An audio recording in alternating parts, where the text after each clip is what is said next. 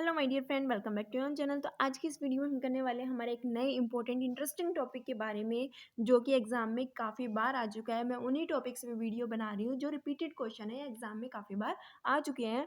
तो आज का हमारा टॉपिक है different kind of risk associated with project financing, या फिर क्वेश्चन आ सकता है risk identification, assessment and mitigation in project financing.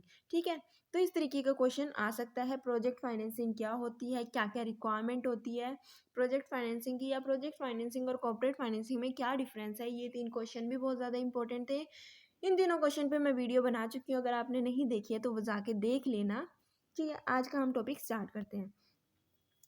तो the lender will identifying the various risks associated with the project and look at the quality of the assessment on the same and strategy followed to mitigate them by the management of the SPVs। SPV क्या है? यहाँ पे special purpose vehicle है। Special purpose vehicle का मतलब क्या होता है? जब कंपनी एक पर्टिकुलर प्रोजेक्ट के लिए, एक स्पेसिफिक प्रोजेक्ट के लिए एक सब्सिडरी बना लेती है, उस सब्सिडरी के अंदर सिर्फ और सिर्फ उस प्रोजेक्ट से रिलेटेड काम होता है, उस प्रोजेक्ट में आने वाले कैश फ्लोज के जितने भी कॉन्ट्रैक्ट्स है या फिर बैलेंस शीट वगैरह, वो सारी चीज़ें देखी जाती हैं।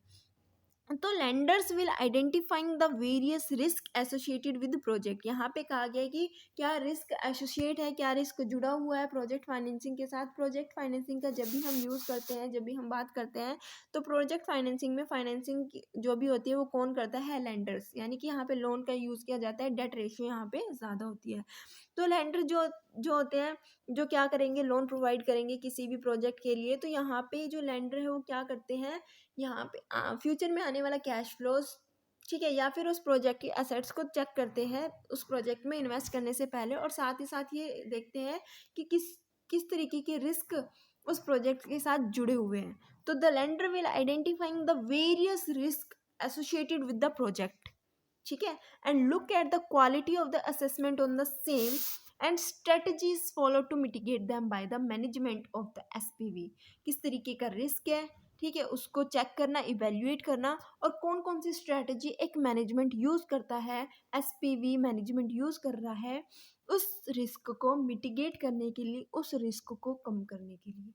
The nature of collateral offered for the loan is also evaluated, कि जो भी कोलेट्रल सिक्योरिटी ऑफर की जाती है एसपीवी के द्वारा, स्पेशल पर्पस व्हीकल के द्वारा, उसको इवेल्युएट किया जाता है क्या वो सही है या नहीं है। If they are comfortable with the process of exercise and it outcome, they may decide to fund the project. अगर वो सेटिस्फाई हैं, ठीक है, हर एक चीज़ के साथ कि रिस्क क्या है, किस तरीके से रिस्क को इवेल्युएट किया जा रहा है, या किस तरीके से रिस्क को मिटिगेट किया जा रहा है, या फिर जो सिक्योरिटी को, लेटरल सिक्योरिटी उस लेंडर को ऑफर की जा रही है, अगर उन सारी चीज़ों से सेटिस्फाई है लेंडर, तो लेंडर क्या करेगा? लोन प्रोवाइड करेगा।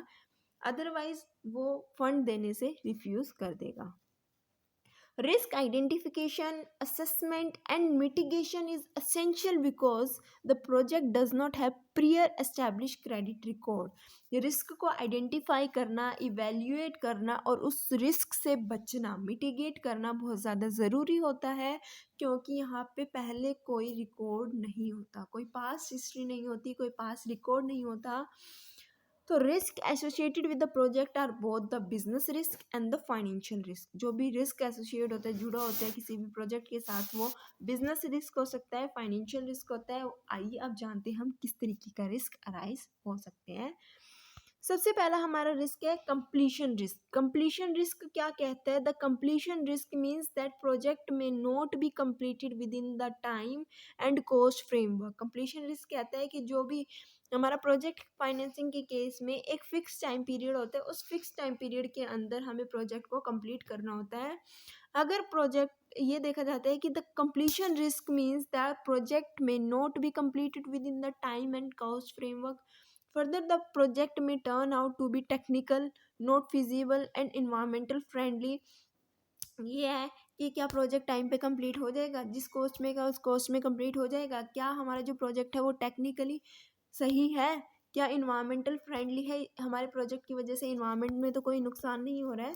The lender will be the most sufferer if the project does not get completed since the sponsor of the SPV have a limited liability।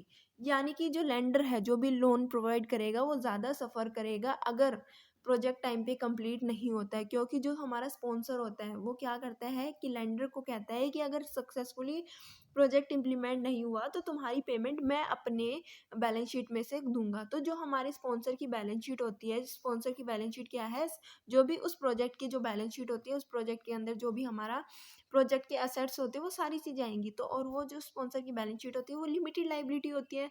तो लिमिटेड लाइबिलिटी होती है तो यहाँ से हो सकता है कि पूरी पेमेंट लेंडर को ना की जाए। तो लेंडर ये चाहता है कि जो हमारा प्रोजेक्ट है वो सक्सेसफुली कंप्लीट हो जाए, इम्प्लीमेंट हो जाए, ताकि वो क्या कर सके, लेंडर को सफ़र ना करना पड़े, उसको उसकी रिपेमेंट मिल जाए। तो SPV enter into a fix price agreement with the EPC contractor to mitigate the completion risk. यानी कि जो हमारा एसपीवी है वो क्या करता है, एक फिक्स प्राइस एग्रीमेंट बना लेता है कि इस प्राइस के अंदर हम एग्रीमेंट कर लेता है कि एक फिक्स प्राइस एग्रीमेंट कर लेता है कॉन्ट्रैक्टर के साथ। ईपीसी कॉन्ट्रैक्टर क्या होता है, जो भी हमारा इंजीनियरिंग कॉन्ट्रैक्टर होता है उसके साथ, ताकि जो हमारा कंप्लीशन रिस्क है उससे बचा जा सके, कि जो हमारा प्रोजेक्ट है वो टाइमली कंप्लीट हो जाए। इसलिए हम जो हमारा एसपीवी है वो क्या करता है, ईपीसी कॉन्ट्रैक्टर के साथ कॉन्ट्रैक्ट कर लेता है। The agreement has bonus clause for early completion and penalty clause for delay in completion. यानी कि अगर जिस भी कॉन्ट्रैक्टर्स के साथ कॉन्ट्रैक्ट किया, अगर तो कॉन्ट्रैक्ट टाइम पे कंप्लीट हो गया तो उस कॉन्ट्रैक्टर को क्या मिलेगा, बोनस मिलेगा। अगर तो उसने लेट कंप्लीट किया तो उसमें पेनल्टी लगा दी जाएगी। Decide that the sponsor of the SPV give guarantee for successful implementation of the project. ठीक है, इसके अलावा जो स्पॉन्सर है वो क्या करता है, गारंटी देता है कि ये जो प्रोजेक्ट है वो टाइमली कंप्लीट हो जाएगा। The lender have full recourse to the sponsor balance sheet if project is completed within stipulated time and cost framework. ठीक है, अब कहा गया हमारा सेकंड रिस्क की बात की गई है। फर्स्ट रिस्क था कंप्लीशन रिस्क, जो कि हम मिटिगेट कर लेते हैं ईपीसी कॉन्ट्रैक्टर को कॉन्ट्रैक्ट दे के। अगर वो टाइमली कंप्लीट करता है तो उसको रिवॉर्ड मिलता है, अगर टाइमली कंप्लीट नहीं करता तो उसको जो है पेनल्टी पे करनी पड़ती है। ठीक है, तो उसके बाद नेक्स्ट रिस्क की अगर हम बात करते हैं वो है raw material supply risk. Raw material supply risk कहता है कि प्रोजेक्ट के लिए जितना भी रॉ मटेरियल है वो उस प्रोजेक्ट की लाइफ टाइम तक सप्लाई होता रहे, उस प्रोजेक्ट को मिलता रहे। The quality and quantity of risk resources available is critical to the project success. सही क्वालिटी के सही क्वांटिटी में जो भी रिसोर्सेज अवेलेबल है किसी भी पर्टिकुलर प्रोजेक्ट को बनाने के लिए, उस प्रोजेक्ट की सक्सेस के लिए रॉ मटेरियल सही टाइम पे, ठीक है, सही क्वालिटी क्वांटिटी में अवेलेबल होना चाहिए। The quantity of the resources available must support the plan life of the project. यानी कि जितना भी लाइफ टाइम है, उस लाइफ टाइम तक जितना भी रिसोर्सेज चाहिए, रॉ मटेरियल चाहिए, वो अवेलेबल होता रहे। The quality of the resources availability has to ensure smooth operation of the technology. Quality इसलिए मैटर करती है कि जो भी काम है, जो भी टेक्नोलॉजी यूज़ की जा रही है वो सही से काम हो सके। The independent consultant estimate of reservoir availability and it's quality and an agreement between the SPV and the resource provider for assured supply will provide comfort level to the lenders। ठीक है, तो यहाँ पे कहा गया कि एक एग्रीमेंट हो जाता है SPV और जो भी रॉ मटेरियल सप्लायर है उसके बीच में, ताकि जो है जो भी हमारा प्रोजेक्ट है उसकी लाइफ टाइम तक रिसोर्सेज अवेलेबल रहे। ये बात जो है हम लैंडर को बताते हैं ताकि वो क्या कर सके, कंफर्टेबली जो है वो लोन प्रोवाइड कर सके। उसके बाद था जो हमारा थर्ड रिस्क है। ये सारे रिस्क की बात कौन कर रहा है, ये सारे रिस्क चेक करता है हमारा लैंडर, कि जितने भी रिस्क है उसको मिटिगेट करने के लिए एसपीवी ने क्या किया है। उसके बाद हमारा जो थर्ड रिस्क है वो है operation and maintenance risk. The ability of the management of the SPV to successful operate and maintain the plant after its implementation is important for the project to be successful. कि जो project है वो क्या हो, successfully काम करे। For this purpose SPV में enter into an agreement with the specialised agency against a minimum level of fix fees and a variable fees link with its operating profit. एक कॉन्ट्रैक्ट हुआ SPV के बीच में और एक स्पेशलाइज एजेंसी, जिसका जो क्या है बहुत ज़्यादा स्पेशलाइज है किसी भी प्रोजेक्ट में, कि उसको क्या दी जाएगी, एक फिक्स अमाउंट ऑफ फीस दी जाएगी। ठीक है, उस प्रोजेक्ट को कंप्लीट करने के लिए उसका काम है कि वो ये चेक करे कि जो हमारा प्रोजेक्ट है वो सक्सेसफुली काम हो रहा है या नहीं हो रहा। उसके बाद आता है economic risk. Economic risk pertain to market demand for the project output and its market price. The demand for the product may not be sufficient to serve the debt and to provide the adequate return to the sponsors. Further, the price may be very competitive, making the project margin very low for sustaining such a huge debt. Economic risk किस तरीके से arise होता है, मान लो किसी project को बना लिया, उस प्रोजेक्ट को बनाने के लिए अब देखा जाता है कि जो भी हमारा फाइनल आउटपुट निकल के आया, क्या उसकी मार्केट में डिमांड है, कितना मार्केट में प्राइस है उस प्रोजेक्ट का।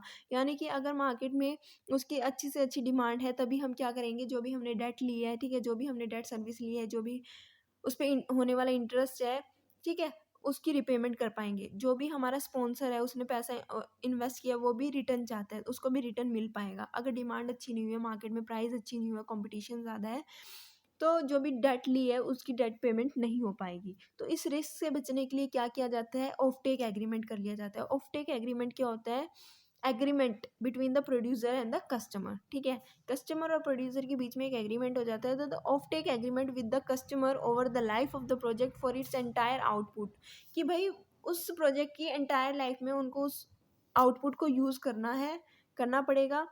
जैसे कि हम बात कर लेते हैं टोल टैक्सेस, ठीक है, जब भी हम कहीं जाते हैं तो हमें टोल टैक्स पे करना पड़ता है। तो ये क्या है, एक तरीके का एग्रीमेंट है कि आप तभी क्रॉस कर पाओगे जब आप टैक्स दोगे, ठीक है, टोल पेमेंट करोगे। तो इसी तरीके से क्या होता है, off take agreement with the customer over the life of the project for its entire output and low cost operations and maintenance agreement, की उनसे क्या की जाती है, लो कॉस्ट चार्ज की जाती है कि उसको ऑपरेट करने में और maintenance with the specialised agency which will make lender feel comfortable, ठीक है, एक एग्रीमेंट कर लिया जाता है, ऑपरेटिंग एंड मेंटेनेंस एग्रीमेंट, ठीक है, एक स्पेशलाइज एजेंसी के साथ, ताकि लैंडर जो है वो क्या करे, कंफर्टेबल फील करे, उसको कोई दिक्कत ना हो लोन प्रोवाइड करने में। उसके बाद नेक्स्ट रिस्क है financial risk. There is generally very high debt ratio in case of project financing. Project financing में जो है वो डेट रेशियो बहुत ज़्यादा होती है। If most of the that is floating rate, there is a possibility that rising interest rate may impair the ability of the firm to serve the debt. It is termed as interest rate risk. अब financial risk arise होता है कि मान लो अगर हमने date raise किया है, अगर फिक्स रेट ऑफ इंटरेस्ट है तो कोई दिक्कत नहीं है, लेकिन जो हमारा रेट ऑफ इंटरेस्ट है फ्लोटिंग है। फ्लोटिंग का मतलब है इंटरेस्ट रेट कुछ भी चार्ज किया जा सकता है मार्केट के अकॉर्डिंग। अगर इंटरेस्ट रेट बढ़ रहा है तो ज़्यादा पे करना पड़ेगा, घट रहा है तो कम पे करना पड़ेगा। तो ये एक तरीके का रिस्क क्या हो सकता है, बहुत ज़्यादा इंटरेस्ट रेट बढ़ जाए तो किस तरीके से उस डेट की पेमेंट की जाएगी, उस इंटरेस्ट की पेमेंट किस तरीके से की जाएगी। तो उससे बचने के लिए क्या किया जाता है, SPV may hedge of the interest rate risk either by entering interest rate cap contract. Interest rate cap contract क्या होता है कि it is a limit on how high an interest rate can rise on variable rate debt, कि कितना ज़्यादा वो interest पे कर सकते हैं, उस लिमिट से ज़्यादा वो पे नहीं करेंगे चाहे मार्केट में कितना भी इंटरेस्ट रेट हो, ठीक है।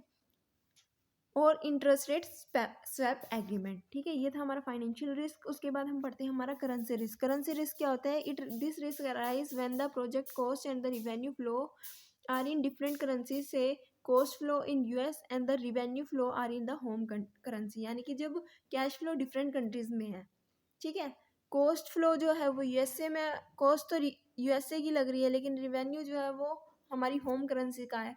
तो दोनों ही कंट्री की जो वैल्यू है, जो करेंसी है वो डिफरेंट है। तो एक कंट्री की करेंसी को दूसरे कंट्री की करेंसी में चेंज करने के लिए क्या होता है, जो एक्सचेंज रेट होता है वो फिक्स नहीं होता, वो चेंज होता रहता है। एक्सचेंज रेट चेंज होने की वजह से हो सकता है लॉस हो, तो उस लॉस से किस तरीके से बचा जा सकता है। तो in such a situation a change in exchange rate will impact the project profitability. इसका एक्सचेंज रेट का जो इम्पैक्ट है वो हमारे प्रोजेक्ट के प्रॉफिट पे पड़ेगा और उसके कैश फ्लो पे पड़ेगा and its ability to serve the debts. तो द एसपीवी में hedge the currency risk by opting for currency forward और फ्यूचर एग्रीमेंट। तो इस तरीके के रिस्क से बचने के लिए क्या किया जाता है, करेंसी फॉरवर्ड या फ्यूचर एग्रीमेंट का यूज़ किया जाता है। उसके बाद आता है हमारा पॉलिटिकल रिस्क। पॉलिटिकल रिस्क क्या होता है, जो हमारी डोमेस्टिक गवर्नमेंट होती है due to political or social pressure may seize the MNCs project assets, seize project cash flow or change tax rate and royalty rate and thus affect the project cash flow and return to lenders and sponsor. अब political risk किस तरीके से arise होता है कि जो हमारी domestic government होती है वो पॉलिटिकल या सोशल प्रेशर की वजह से क्या कर सकती है, हमारे जो एमएनसी प्रोजेक्ट है, प्रोजेक्ट के असेट को सीज कर सकती है, जब्त कर सकती है, प्रोजेक्ट के कैश फ्लो को सीज कर सकती है, या फिर जो टैक्स रेट है उसको चेंज कर सकती है, जो रॉयल्टी रेट है उसको चेंज कर सकती है। ये सारी चीज़ें क्या कर सकती है, एक प्रोजेक्ट की कैश फ्लोज में या फिर जो रिटर्न लेंडर्स को या स्पॉन्सर्स को उस पर अफेक्ट डाल सकती है। तो to fulfil full expropriation was commonly due during the mid 1970s, यानी कि 1970 में क्या किया जाता था, फुल एक्सप्रोप्रिएशन किया जाता था, यानी कि पूरी तरीके से किसी भी एक प्रोजेक्ट को जब्त कर लिया जाता था गवर्नमेंट के द्वारा। In today's world of globalisation full expropriation is rare, पूरी तरीके से क्या नहीं किया जाता, एक्सप्रोप्रिएशन नहीं किया जाता, लेकिन क्रिपिंग एक्सप्रोप्रिएशन पॉसिबल है। क्रिपिंग एक्सप्रोप्रिएशन क्या होता है, उसका कुछ पार्ट क्या कर लिया जाता है, जब्त कर लिया जाता है, उस पर दबदबा बना लिया जाता है। तो एसपीवी में इन्वॉल्व द डोमेस्टिक गवर्नमेंट, उस चीज़ से बचने के लिए, उस एक्सप्रोप्रिएशन से बचने के लिए, क्रीपिंग एक्सप्रोप्रिएशन से बचने के लिए, जो हमारी स्पेशल पर्पस व्हीकल है वो क्या करती है, गवर्नमेंट के साथ कॉन्ट्रैक्ट कर लेती है, गवर्नमेंट के साथ एक एग्रीमेंट बना लेती है, जिससे क्या होता है, द एसपीवी में involve the domestic government as one of the sponsor, domestic government को भी स्पॉन्सर बना लेती है, तो डोमेस्टिक गवर्नमेंट को रिटर्न मिलेगा क्योंकि वो भी स्पॉन्सर बन जाएगी, तो वो किसी भी तरीके का रिस्क जो है अराइज नहीं होने देगी। And also enter into long term agreement on royalty rates, ठीक है। उसके बाद आता है हमारा इन्वायरमेंटल रिस्क, इन्वायरमेंट से होने वाले रिस्क की बात कर रहे हैं। This risk is present when the environmental impact of the project cause a delay in project completion और necessity and expensive project redesign. Environmental risk कब अराइज हो रहा है, this risk present when the environmental impact of the project, की environment का जो impact है हमारे प्रोजेक्ट में इस तरीके से हो रहा है कि प्रोजेक्ट कंप्लीट होने में देरी हो सकती है, या फिर जो हमारा प्रोजेक्ट हमने बनाया था वो और ज़्यादा एक्सपेंसिव हो सकता है, ठीक है। तो इस रिस्क से भी बचना चाहिए। तो हम किस तरीके से इस रिस्क से बच सकते हैं वो हमने पढ़ा कि पॉलिटिकल रिस्क से किस तरीके से बच सकते हैं, तो ये सारे रिस्क से बचने के लिए हमने देख लिया, ठीक है। अब प्रोजेक्ट किस तरीके से एक्सपेंसिव हो सकता है कि गवर्नमेंट टैक्स रेट चार्ज कर रही है, या फिर रॉयल्टी रेट बढ़ा रही है, तो हमने गवर्नमेंट के साथ भी कॉन्ट्रैक्ट कर लिया, तो हम इससे बच सकते हैं। उसके बाद हमारा जो लास्ट रिस्क है वो है force majeure risk. Force majeure risk क्या कहता है, force majeure event are those event that are beyond the control of the project, जो जिसके ऊपर प्रोजेक्ट का कोई कंट्रोल नहीं है। दिस इवेंट में भी पॉलिटिकल और non political such as act of God, ठीक है। नॉन पॉलिटिकल इवेंट क्या हो गया, जैसे कि एक्ट ऑफ गॉड, समझ लेते हैं क्या चीज़ है ये। इसमें कहा गया the political event are war, strike, lockouts, terrorism. The act of God are earthquake, flood, hurricanes. The force majeure risk is loss suffer by the project because of this events, ठीक है। तो ये था आज का हमारा कंसेप्ट, आज की वीडियो। आई होप आपको टॉपिक समझ में आ गया होगा। हमने आज पढ़ा जो टॉपिक की different types of risk associated with project financing. तो क्या क्या रिस्क थे, कंप्लीशन रिस्क था, ठीक है, रॉ मटेरियल रिस्क था। उसके बाद हमने पढ़ा ऑपरेशन और maintenance risk, economic risk, environmental risk, ठीक है, financial risk, political risk, currency risk. ये सारे रिस्क हमने पढ़े, इन्वायरमेंटल रिस्क या force majeure risk. I hope कि आपको समझ में आ गया होगा। कोई दिक्कत है, कोई डाउट है तो आप कमेंट सेक्शन में कमेंट करके पूछ सकते हो। टॉपिक बहुत ज़्यादा इंपॉर्टेंट है, रिपीटेड क्वेश्चन है। वीडियो अच्छी लगी तो वीडियो को लाइक शेयर सब्सक्राइब करना मत भूलना। Thanks for watching.